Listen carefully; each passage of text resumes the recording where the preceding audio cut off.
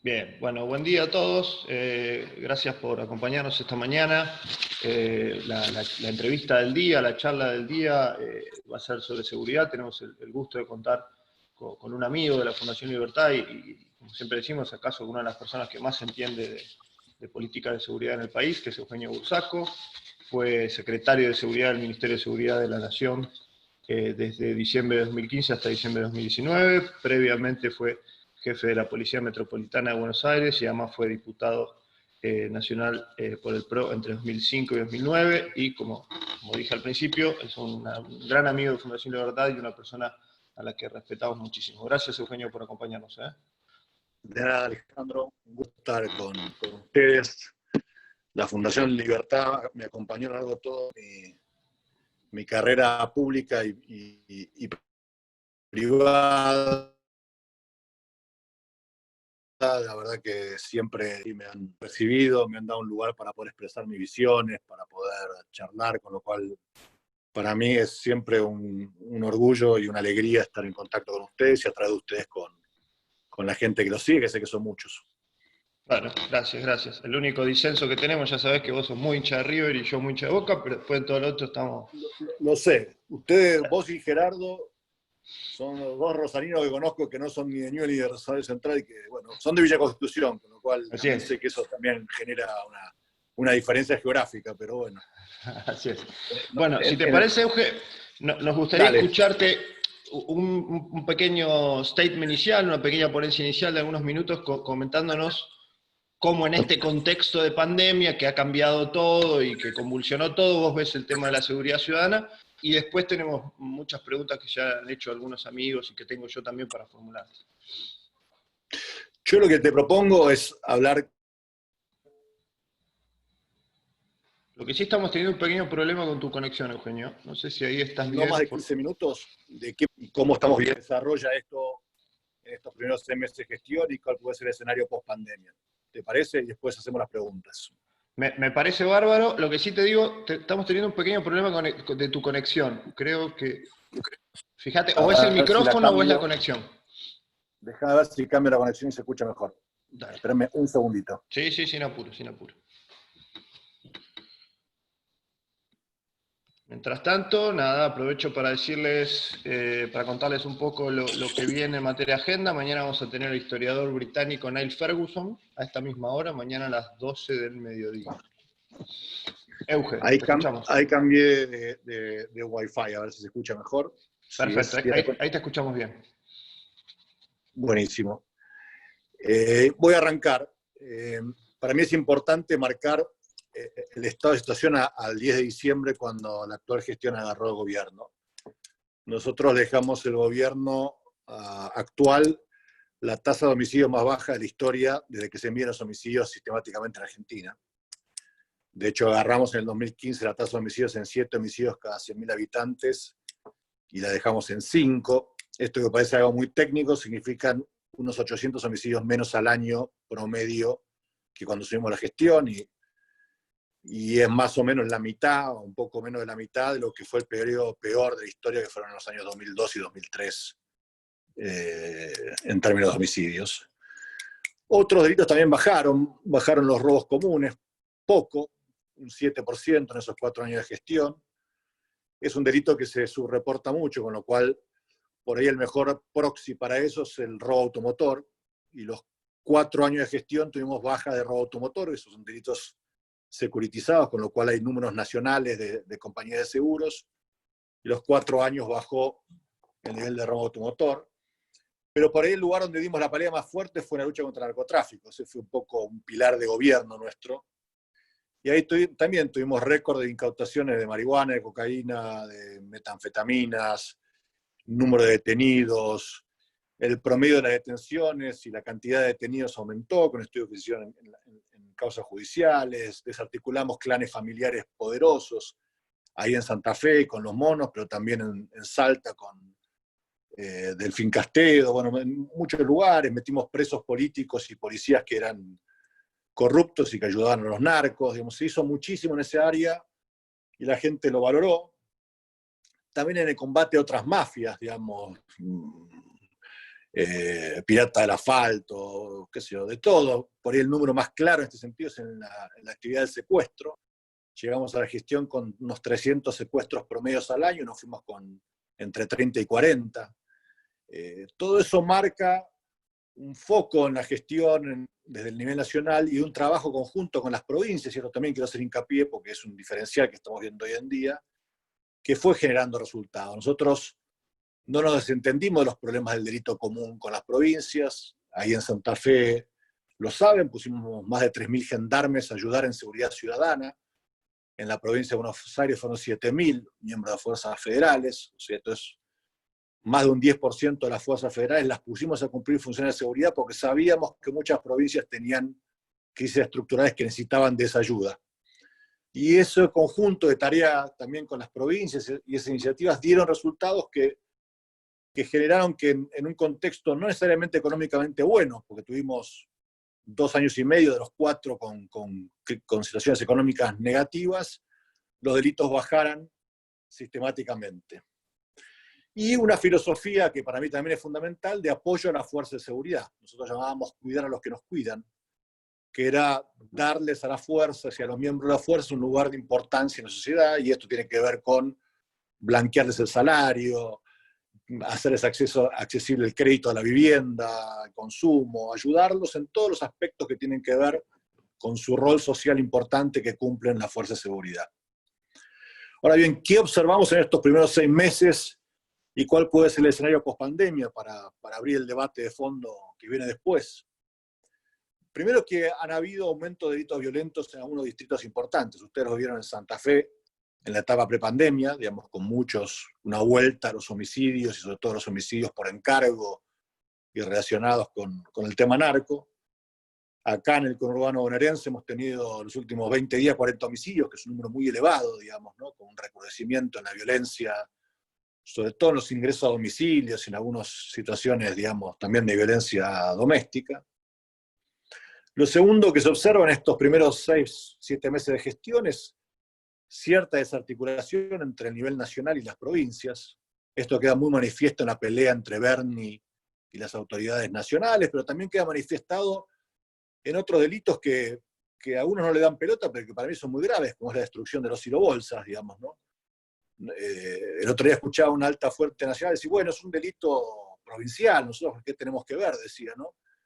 Cuando nosotros nos hicimos cargo, entendimos que algunos delitos hacen a las funciones estratégicas del país. Hicimos una política que se llamaba cosecha segura, que ustedes la vivieron en Santa Fe muy claramente, que tenía que ver con que no se robaran a los camiones, que se trabajara en los turnos y en los ingresos a los puertos, y eso bajó muchísimo la siniestralidad en rutas y en las zonas de puertos críticos en el país, y eso no eran delitos federales, y sin embargo tuvimos la iniciativa para trabajarlos y reducirlos.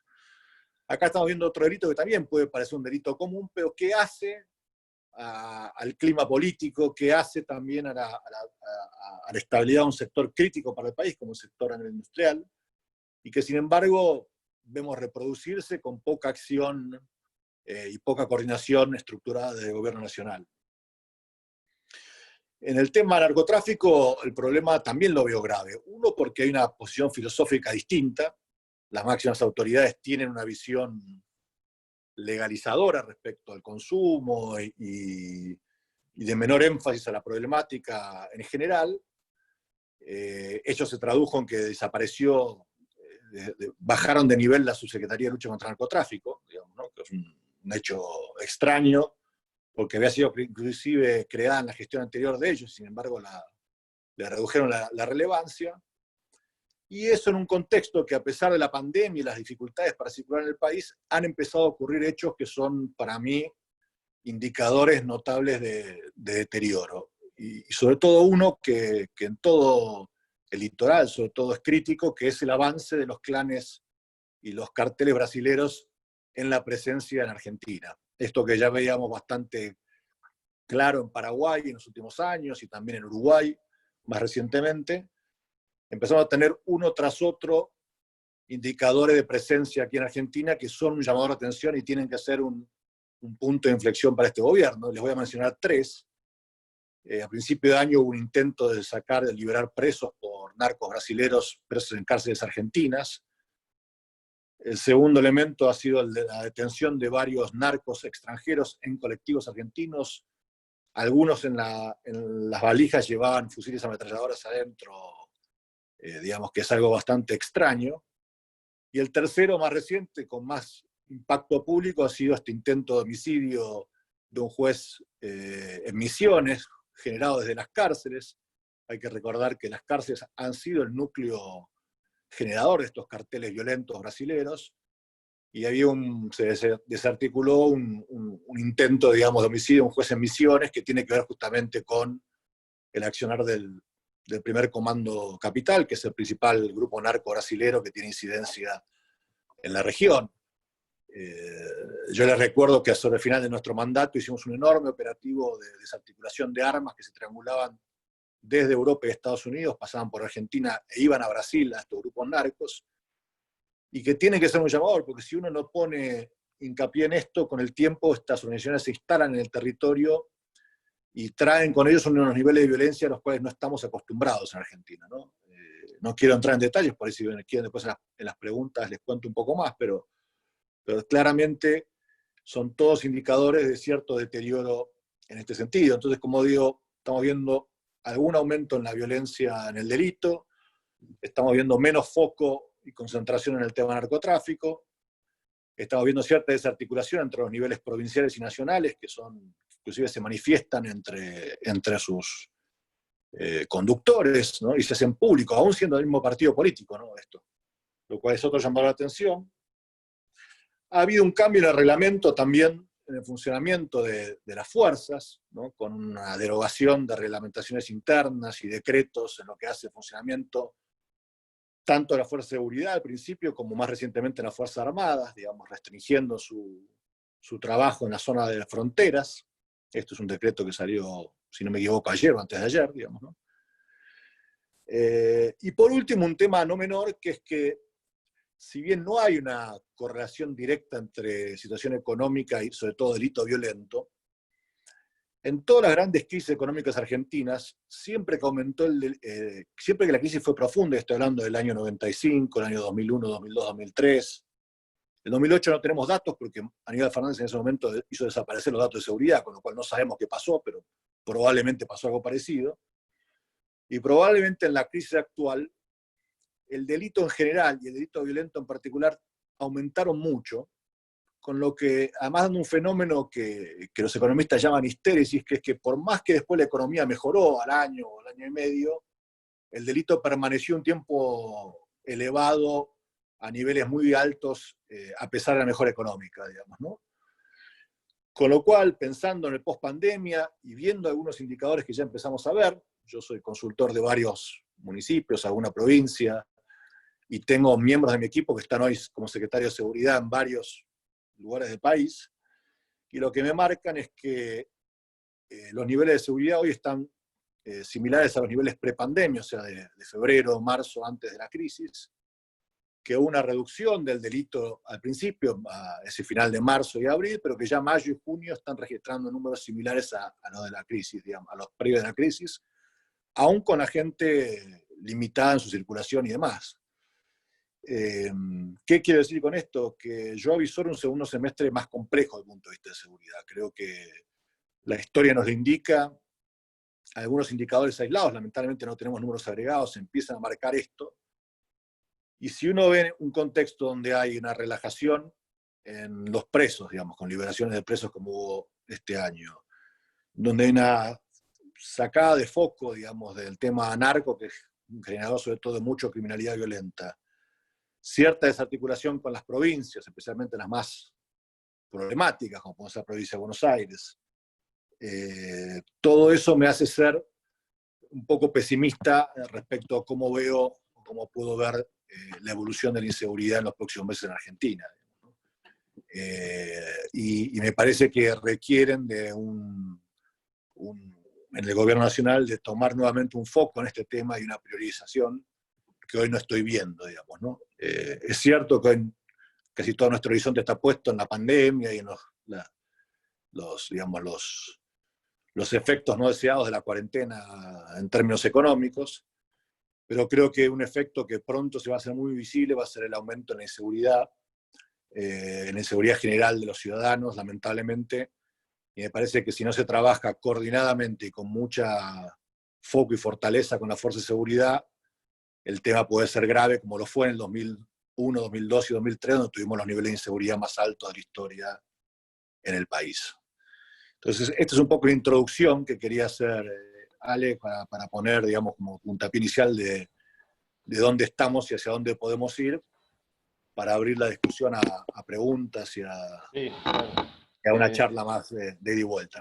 Vos sabés que muy, muy interesante, Eugenio. Yo no sé si tengo bien el dato, pero por ahí en algún lado leí que la crisis 2001-2002 le agregó a cerca de 2.500 homicidios a la tasa de homicidio que traíamos. No sé si es así o no. Pero al final del día, esas son vidas también, digamos, porque estamos discutiendo mucho economía y salud como si fuesen dos cosas. Me gustaría un poquito más de profundización desde la teoría en esto de que la correlación no es tan lineal, entiendo que no, pero bueno, algo de relación hay, ¿no? Entre crisis económica y aumento de tasa de homicidio. Como dije antes, es mucho más marcada la crisis en los delitos contra propiedad, pero cuando la crisis es profunda y estructural, como suelen ser en Argentina, lamentablemente, estoy hablando de esas tres crisis, lamentablemente no hay una posibilidad de medir el 2008, que fue la otra gran crisis que hemos tenido en los últimos años, porque en ese año justamente Aníbal Fernández hizo desaparecer las estadísticas, casualmente, digamos, ¿no? Con lo cual no tuvimos manera de construir los homicidios y demás, pero como bien vos decís, en cada una de esas crisis el delito aumentó y el delito violento en particular aumentó mucho y tardó muchos años en bajar. Nosotros recién el año pasado y el anteaño tuvimos datos de homicidios similares a los previos del 2001, 2002, 2003. Lo que marca que podés tener un arrastre que dure más de una década, digamos, en estos procesos, digamos, ¿no? Porque esos niveles de violencia generan que mucha más gente se involucre, que penetren más las organizaciones de crimen organizado. Digamos, son muchos los factores que pueden implicar cuando se produce este aumento tan agudo. Y por eso hago el llamado a la atención. Ojo, que en un contexto similar en el pasado tuvimos situaciones de mucha violencia e inseguridad. Y como bien decíamos al final, esto que son tasas y números y porcentajes, detrás de cada uno hay personas de carne y hueso, familias que pierden familiares, personas que son violentadas, digamos, algunos que son heridos y quedan con secuelas permanentes para el resto de su vida, digamos. Entonces, es muy importante que tomemos conciencia de eso y que entendamos que este es un tema que hay que trabajarlo estructuralmente. Ahora, me llamó mucho la atención que y por supuesto no me voy a acordar el nombre ahora, pero la funcionaria a cargo de la titular del Servicio Penitenciario Federal, luego de reunirse con Alberto Fernández, haya dicho, se viene un pico de delitos contra la propiedad. Pero lo que, bueno, podría haber sido algo meramente descriptivo, también había una carga valorativa, porque decía, bueno, pero al final del día, entiéndannos, o sea, entre el delincuente y el ciudadano común podría ser de otra manera, sería intercambiable. Es solo circunstancial que alguien esté delinquiendo y alguien esté recibiendo, sufriendo el delito, ¿no? Como una cosa de que da todo lo mismo. Eso me preocupó sobre todo. Esta cosa filosófica sí, que hay detrás.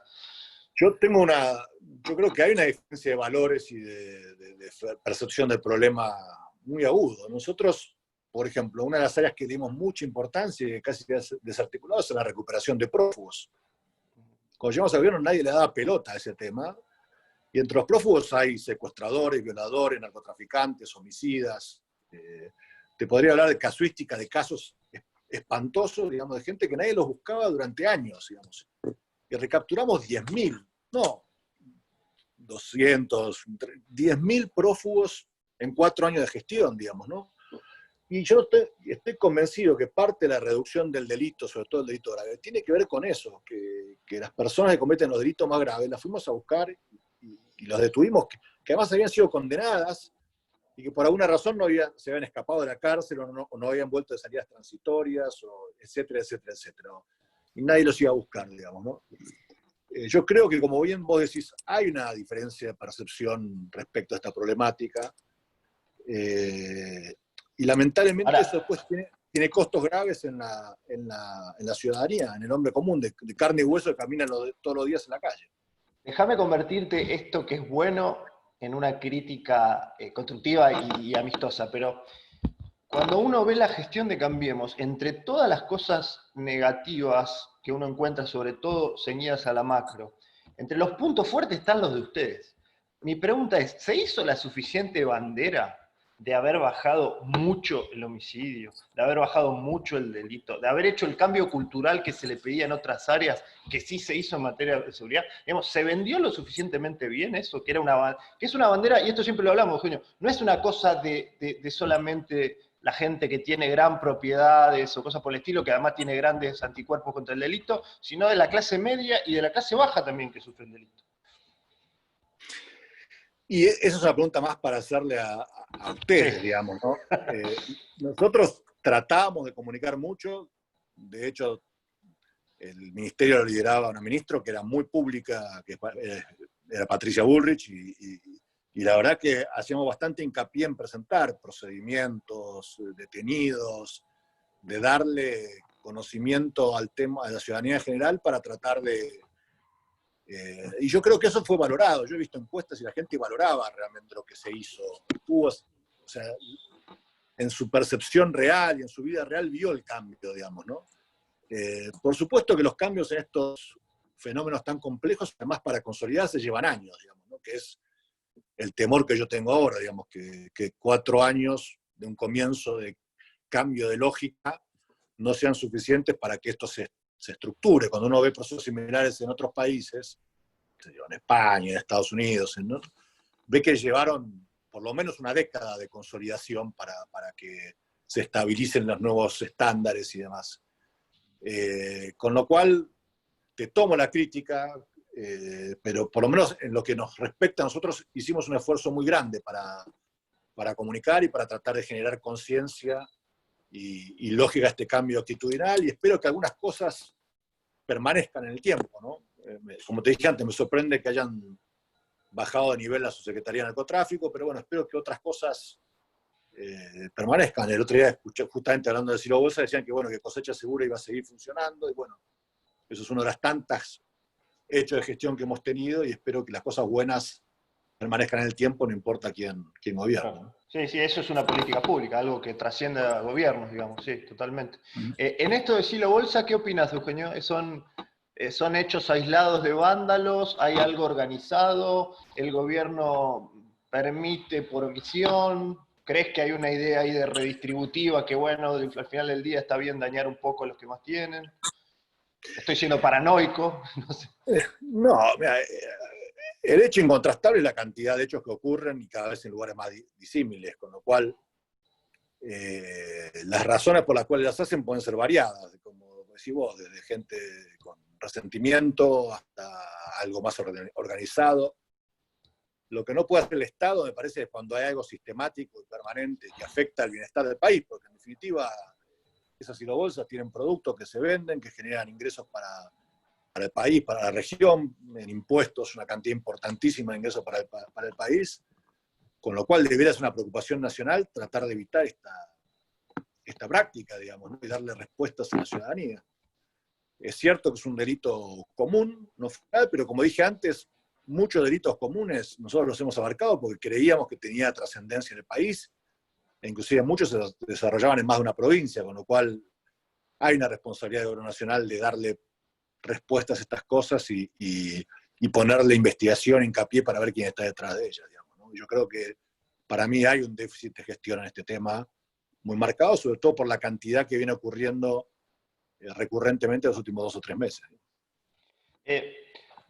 Como en todo ministerio, como en toda secretaría, uno se encuentra con la ley necesaria de la restricción de recursos. Los policías, las fuerzas de seguridad, son un recurso escaso. ¿Está bien manejado el uso dentro de esta pandemia? Quiero decir, sabemos que el enforcement de las reglas de la pandemia utilizan recursos que son escasos. ¿Crees que está más o menos bien administrado o no? Esto de la policía persiguiendo runners y cosas por el estilo. Yo creo que sobre todo en el contexto que viene, el foco tiene que estar puesto en la seguridad, digamos, ¿no? No quiere decir que uno subsidiariamente no ayude a cumplir reglas o normas que establece el Ejecutivo Nacional, pero este no debería ser el foco principal del problema, sobre todo en un contexto de criminalidad creciente, digamos, ¿no? Creo que Bernie hizo también hace unos días atrás una acotación en este sentido, digamos, ¿no?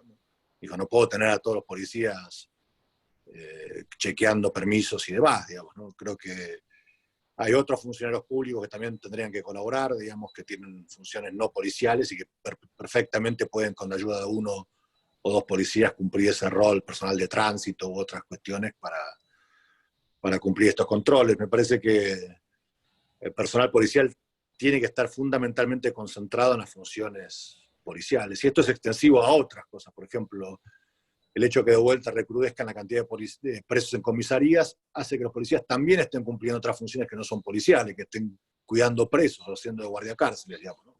Policías, gendarmes y demás. Yo siempre he sido muy negativo del uso demasiado extensivo de otras funciones al personal policial, porque lo sacamos del foco, lo sacamos de lo que están capacitados y usamos personal que está capacitado para hacer cosas que podría hacer otro personal. Ya te quiero llevar a la cárcel, no te quiero llevar a la cárcel, te quiero llevar a la cárcel como tema porque creo que me parece que es un tema interesante, pero antes, perdón si hago preguntas muy generales, pero es que me interesa mucho lo mucho que sabes estos temas y me gusta la filosofía atrás. Hacemos una antropología del policía.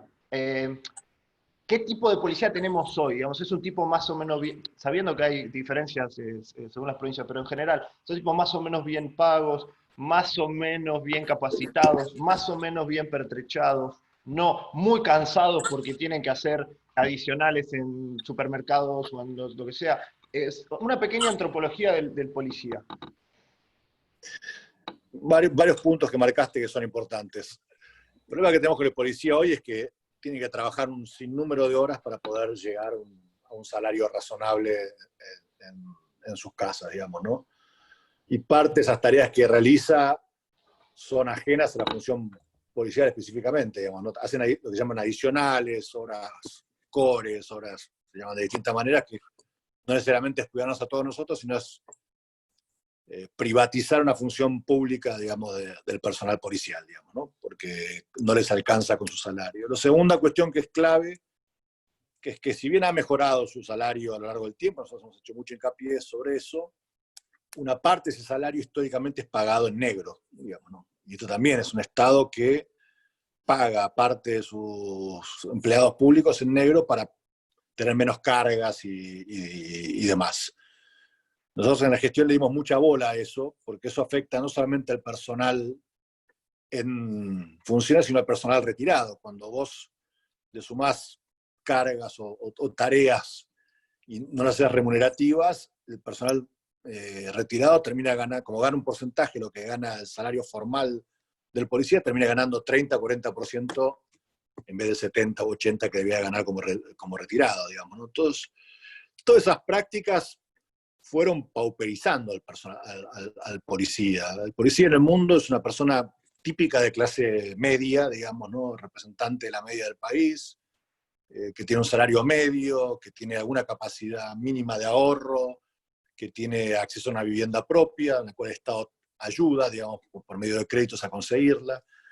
Eso fue parte de nuestra filosofía de gestión, que era cuidar a los que nos cuidan. Nosotros estamos convencidos de que en la medida que el personal policial tiene acceso al crédito y se compra una vivienda y no tiene que alquilar, digamos, puede mandar a sus hijos a una escuela pública o parroquial y lo puede hacer de manera digna y sin que los chicos abandonen la escuela tempranamente. Pueda tener un salario que en su enorme mayoría genera aportes y es razonable. Y se puede concentrar fundamentalmente en su tarea policial, se reducen esas adicionales y demás, termina dando un mejor servicio, termina, digamos, tomando mejores decisiones en términos de corrupción y demás, porque la verdad que ser echado de una fuerza es un costo muy grande para esa persona, porque tiene mucho para perder, ¿no? En términos de sus ingresos, en términos de su crédito, en términos... Entonces, piensa 3-4 veces antes de verse tentado a pasarse del lado de la criminalidad, digamos, ¿no? Entonces, para nosotros cuidar a los que nos cuidan era cuidar a la ciudadanía en su conjunto, digamos, ¿no? Y devolverles un lugar de dignidad en la sociedad al personal de seguridad, que es muchísimo parte. Uno pierde contexto, pero Argentina tiene casi 100.000 miembros de fuerzas federales y más de 300.000 miembros de fuerzas provinciales. Son más de 400.000 personas en funciones directas de seguridad. Si agregáramos la seguridad privada,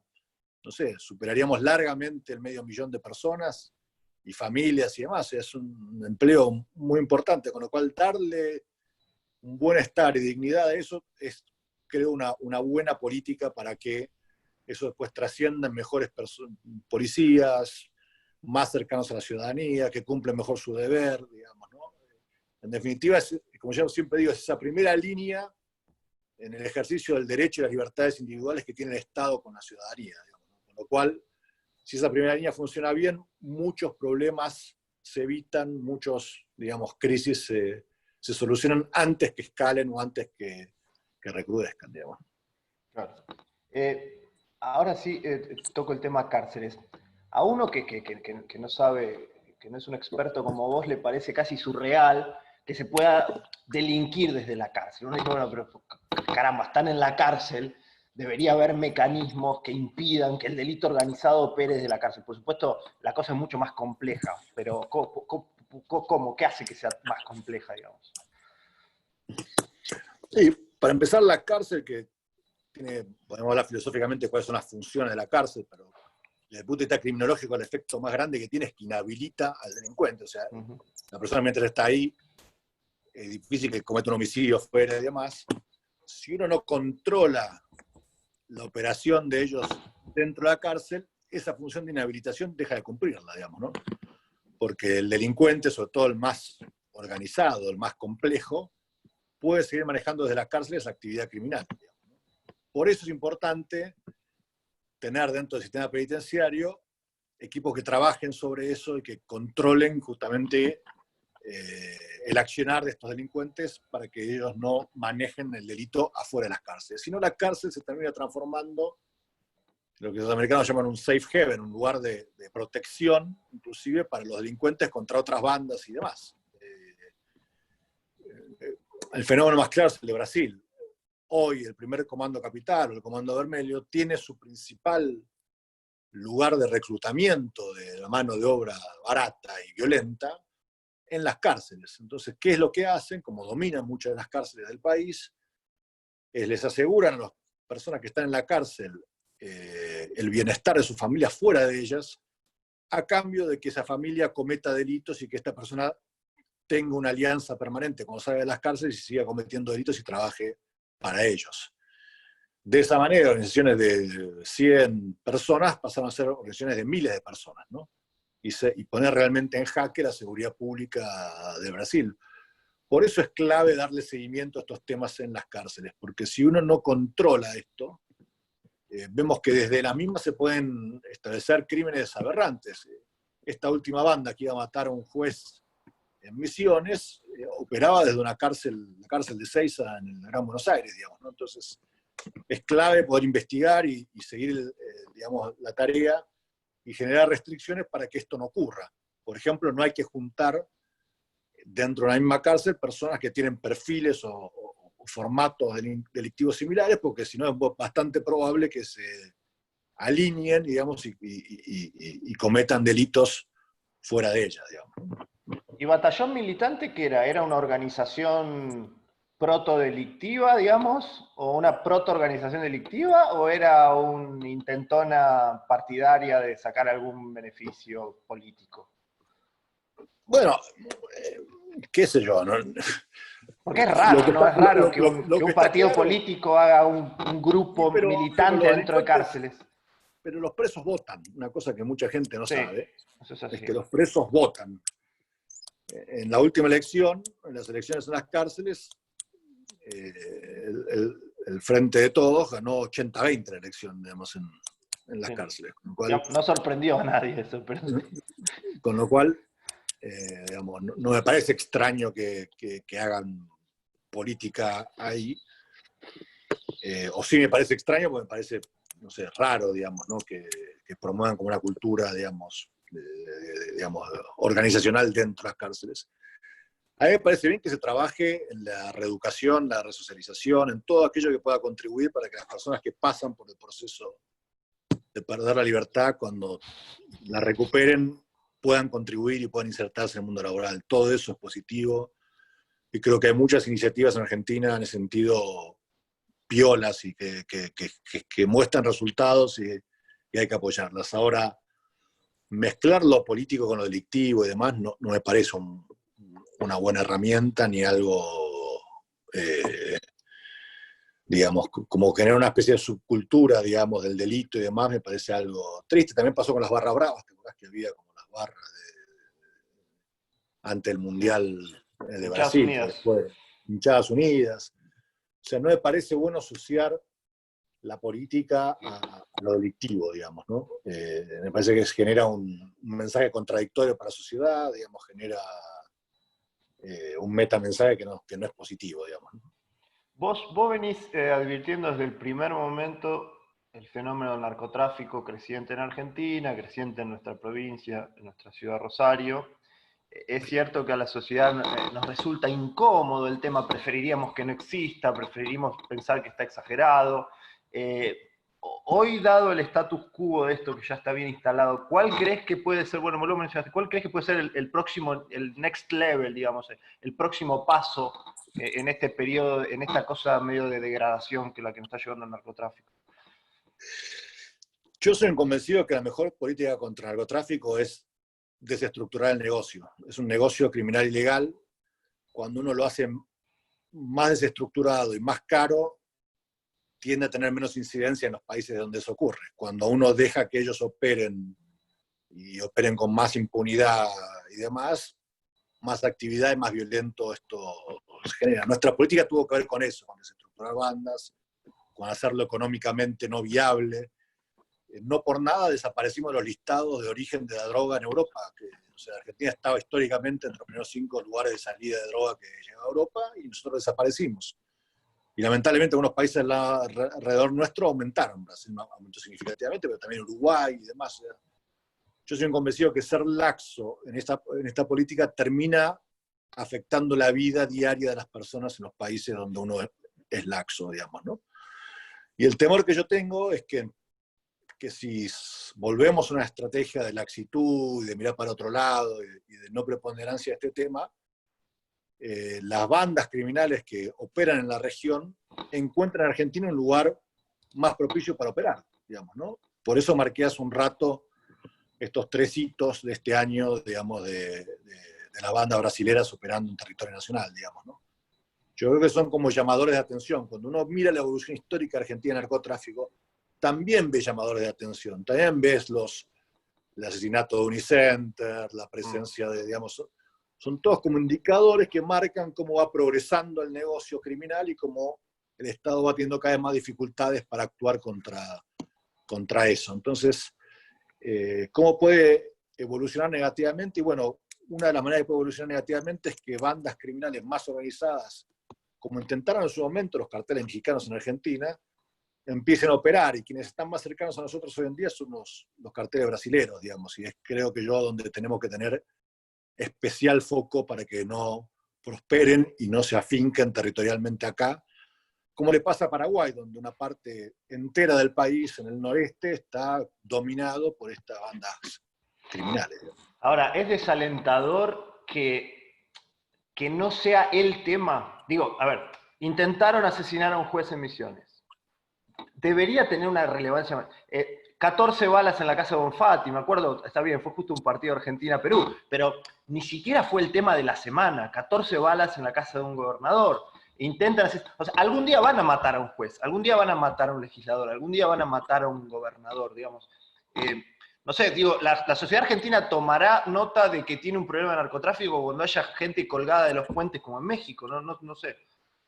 Bueno, espero que no. Muchos hacemos un esfuerzo muy grande para no llegar a ese nivel. Claramente uno toma más conciencia cuando peor está, digamos, como si fuera una enfermedad, digamos, ¿no? Pero el problema está acá, es visible, se ve también en los niveles de consumo, en la fácil accesibilidad que hay a muchas de estas drogas, que uno puede discutir sobre algunas, pero hay algunas que son extremadamente dañinas y generan daños permanentes en las personas, en los núcleos familiares y en el contexto donde operan, digamos. O sea, lo que viene en el mundo son las drogas de síntesis, las drogas no de origen natural, y muchas de esas tienen efectos nocivos permanentes en el tiempo tremendos. Y bueno, para mí es importante que el Estado no pierda el foco en esta problemática, que trabaje en todos los ejes, en la oferta y en la demanda también, de manera que no seamos un país, digamos, laxo y proclive a que esta actividad criminal aumente, porque lo vemos en nuestros vecinos, digamos, ¿no? Lamentablemente, cuando uno mira para otro lado o no tiene instituciones fuertes, lamentablemente estas organizaciones criminales avanzan y dejan su tendal de muerte, de destrucción en la sociedad. Te hago dos más para enterarte en tiempo y forma. La primera, como en toda comunidad intelectual, me imagino que la gente que sabe de seguridad, que tampoco es tanta en Argentina, se conoce. ¿Hay alguien en los equipos del ministerio actual que te merezca algún respeto profesional, o alguien que vos digas, este tiene las ideas en el sentido correcto, más allá de qué Mirá, cargo ocupe? ¿Hay gente idónea? ¿Ves alguna gente idónea? la ministro es una persona académicamente formada, Ajá. tiene una formación como antropóloga, digamos, con lo cual tiene una visión del fenómeno particular, interesante en algunos aspectos. He visto algunos escritos que ella ha hecho que son, sobre todo sobre el personal, que son muy interesantes.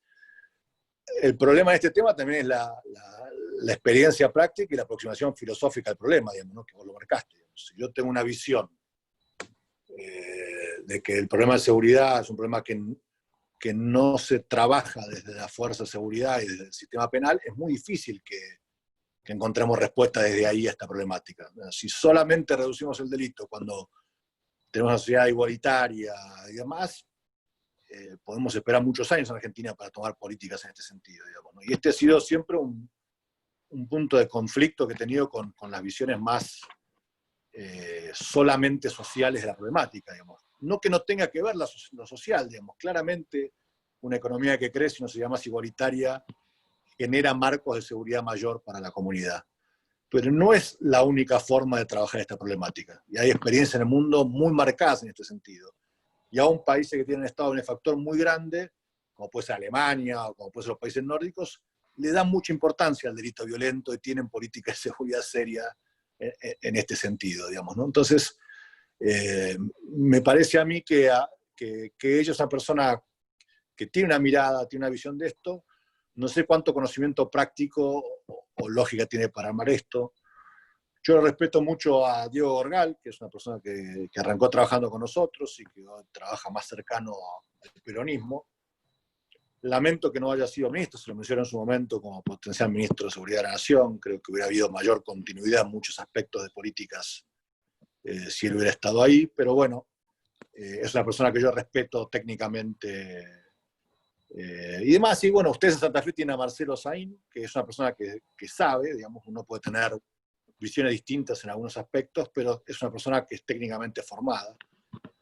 Pero también es un llamado de atención que en Argentina hay poca gente formada en esta materia. Siendo un problema de políticas públicas tan relevante, yo siempre hablo con universidades públicas y privadas sobre este tema, que formamos poco a decisores públicos en esta materia, siendo un tema para mí de los más importantes y que hacen a derechos humanos básicos, como es el derecho a la vida o a libertades individuales fundamentales. Digamos, ¿no? Para mí es un tema que hay que trabajarlo mejor. Estuvo muy cooptado muchos años por la visión del derecho, digamos, ¿no? Únicamente, cuando es una visión muy multidimensional la que hay que tener para poder trabajar estas temáticas y de conocer bien el funcionamiento de las fuerzas, tener alguna experiencia práctica para poder abordar esta problemática tan compleja. Bien, y la última, ya te saco el sombrero técnico y te pongo el sombrero político, también lo tenés, sos referente, fuiste diputado además. ¿Cómo estás viendo a la oposición frente al gobierno y en este contexto de pandemia, digamos, tema libre? El aspecto que quieras iluminar dentro de este contexto. Mira, nosotros la pandemia ha hecho que el tiempo parezca una eternidad, pero pasaron 6 meses del final del gobierno nuestro, del Ejecutivo Nacional, digamos, ¿no? Y nos encuentra como oposición como con 2 escenarios que creo que ayudan a entender un poco la situación. Una parte importante todavía sigue gobernando muchos distritos del país, seguimos gobernando varias provincias y teniendo responsabilidades ejecutivas, y nos tocó un contexto de pandemia que obliga necesariamente en ese contexto a trabajar en conjunto con el gobierno nacional para poder enfrentarla. Entonces a veces yo escucho críticas a Horacio y demás, pero la verdad es que él tiene que enfrentar una dinámica donde si uno no coordina con nación y con provincia, estando en una ciudad que es más que una ciudad, digamos, ¿no? Digamos, con la provincia de Buenos Aires es muy difícil darse una política coherente en este contexto tan difícil. Lo segundo que estamos tratando de hacer, y me toca a mí como responsabilidad, tengo una responsabilidad en el partido, en una secretaría, manejando segmentos dentro del partido, es volver a darle al PRO una dimensión y una iniciativa nacional fuerte, digamos, ¿no? Y comulgar dentro de este espacio a sectores más amplios, digamos, ¿no? Una de las críticas que nos han hecho en estos 4 años de gobierno es no haber sido capaces de receptar a todo un marco más amplio, y eso se verificó en la última elección con espacios liberales o conservadores en algunos aspectos que jugaron por afuera, digamos, de lo que fue Juntos por el Cambio o Cambiemos, no sé cuál era el nombre de la última elección, digamos, ¿no?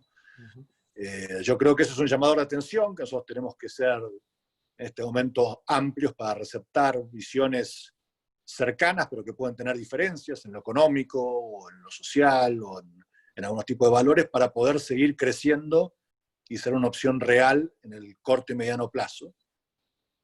Me parece que lamentablemente una vez más vemos en el gobierno actual una tendencia bastante autoritaria y peligrosa para la República y para el país, lo que nos obliga a trabajar deponiendo actitudes en ser más amplios inclusive, digamos. Yo creo que tenemos que ir hacia la elección de 2021, 2023, buscando sostener la coalición que nos permitió gobernar en su momento e inclusive ampliarla aún más, ¿no? Y en esto hablo de los sectores peronistas moderados, a liberales desencantados, a gente que puede estar cercana en un 70-80% de nuestros valores, pero que seguro que están en un 100% de los valores republicanos de acuerdo, y que yo creo que hoy empiezan a estar de vuelta amenazados, ¿no? Cuando se conforman comisiones ad hoc en el Senado y no se cumple ni siquiera con la votación obligatoria en el número y demás, se están cercenando principios básicos de independencia de poderes, de libertades básicas que hoy nos parecen lejanos por el medio de la pandemia y demás, pero que un día de mañana nos puede terminar tocando a nosotros, a los que nos llamen para declarar ilegalmente o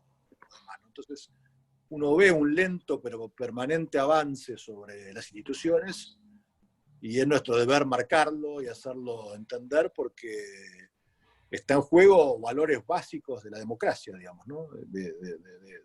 A mi entender, de qué tipo de vida y qué principios y derechos queremos sostener en la Argentina, que a veces son anteriores inclusive a los matices ideológicos que podamos tener, digamos, ¿no? Entonces, me parece que parte de nuestra responsabilidad en estos 2 años que van hasta la próxima elección es tratar de ser amplios para poder ser más abarcativos y encontrar soluciones para una situación social y económica que viene, que va a ser muy difícil. Yo creo que la pandemia va a dejar muchos dramas, digamos, en lo económico y social, con lo cual tenemos que estar también preparados para contribuir, en mi caso en materia de seguridad, pero en otros casos en lo económico, en lo social, para que no muchos argentinos la pasen tan mal como parece que va a ocurrir, digamos, ¿no? Porque si esto desemboca en lo que me cuentan amigos economistas y que entienden más, en una crisis que va a ser peor que la de 2001, 2002, 2003, entonces el daño en el tejido social y en la comunidad puede ser sumamente grave, y creo que vamos a tener que tener todos responsables para que eso se morigere y para que salgamos adelante lo antes posible. Eugenio, ha sido muy interesante, como siempre, escucharte, así que te agradecemos en nombre de la Fundación Libertad esta hora de conversación, y te vamos a estar molestando más adelante, como hacemos siempre. Bueno, muchas gracias a ustedes, un abrazo grande a todos y estaremos en contacto. Gracias, Eugenio. Y gracias a todos por participar. Les cuento cómo sigue la agenda de la Fundación. Mañana, a esta misma hora, a las 12 del mediodía, vamos a tener al historiador británico Niall Ferguson. Así que los que quieran, mañana vuelvan a conectarse. Este video va a estar en nuestro canal de YouTube en más o menos 1 hora. Gracias, Eugenio. Gracias a todos.